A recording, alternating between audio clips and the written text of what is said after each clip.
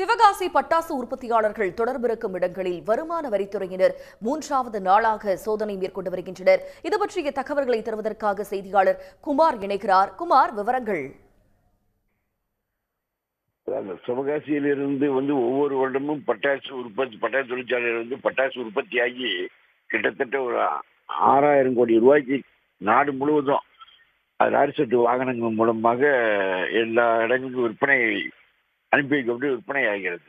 இதுல தொடர்ந்து வரி ஏய்ப்பு செய்ததாக வருமான வரித்துறை உயர் அதிகாரிகளுக்கு தகவல் கிடைச்சிருக்கு. அதன் அடிப்படையில் நேற்று முன்தினம், அதாவது 11ஆம் தேதி திங்கட்கிழமை காலை ஒரு 9 மணி அளவில் சிவகாசியில் உள்ள பிரபலமான ஒரு 2 பட்டாசு தொழிற்சாலை நிறுவனங்களின் தலைமை அலுவலகங்கள், அந்த பட்டாசு தொழிற்சாலை உரிமையாளர்கள், பங்குதாரர்களின் வீடுகள், அதே போன்று 4 லாரி செட் நிறுவனங்கள் இங்க திடீர்னு அதை 10 டீம் கொண்ட, அதாவது பெண் அலுவலர்கள், ஆண் அலுவலர்கள் உட்பட ஒரு 100 பேர் கொண்ட குழுவினர் 20 வாகனங்கள்ல ஒரே நேரத்தில் திடீரென சிவகாசியில முகாமிட்டு 7 இடங்கள்ல அதிரடி சோதனை நடத்தினாங்க.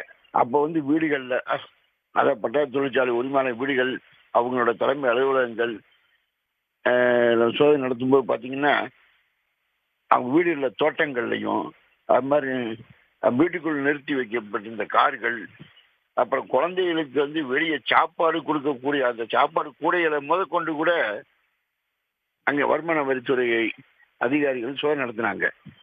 அது மாதிரி பார்த்தீங்கன்னா 11ஆம் தேதி நைட்டு விடிய சோதனை நடந்தது.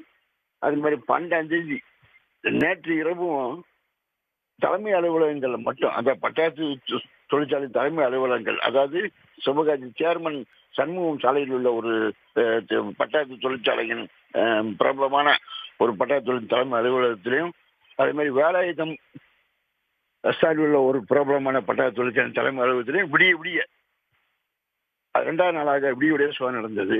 இன்னைக்கு பாத்தீங்கன்னா, இன்னைக்கு 3வது நாளாக இன்று மீண்டும் தொடர்ந்து காலிலிருந்து சோதனை நடந்துகிட்டு இருக்கு. இதுல பல்வேறு அந்த வரி ஏய்ப்பு செய்தது சம்பந்தமாக ஆவணங்கள் கட்டுக்கட்டாக சிக்கியதாக கூறப்படுகிறது. இதன் காரணமாக தொடர்ந்து 3வது நாளாகவும் இன்றும் வருமான வரித்துறையினரின் அதிரடி சோதனை தொடர்ந்து நடைபெற்று வருவதாக அவர்களிடையே தெரிவிக்கப்பட்டது. உடனுக்குடன் செய்திகளை தெரிந்து கொள்ள சன் நியூஸ் பெல் ஐகானை கிளிக் பண்ணுங்க.